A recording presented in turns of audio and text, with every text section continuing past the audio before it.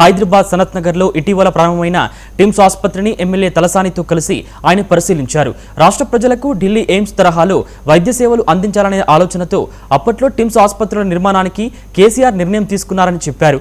April 22, 2022లో తాము శంకుస్థాపన చేసిన ఆసుపత్రిలో ఓపీ సేవలు ప్రారంభించడంపై కేటీఆర్ హర్షం వ్యక్తం చేశారు.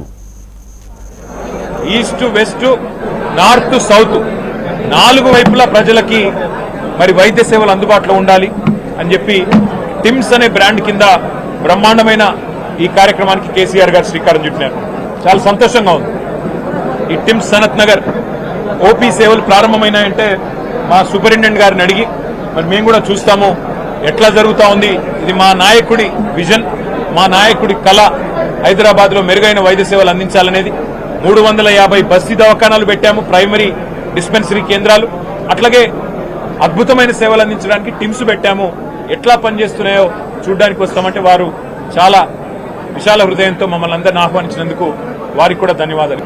హైదరాబాద్లోని ప్రజలకు కూడా బ్రహ్మాండమైన వైద్య సేవలు ఢిల్లీలోని ఎయిమ్స్ తరహాలో అందించాలి అనే లక్ష్యంతో కేసీఆర్ గారి నాయకత్వంలో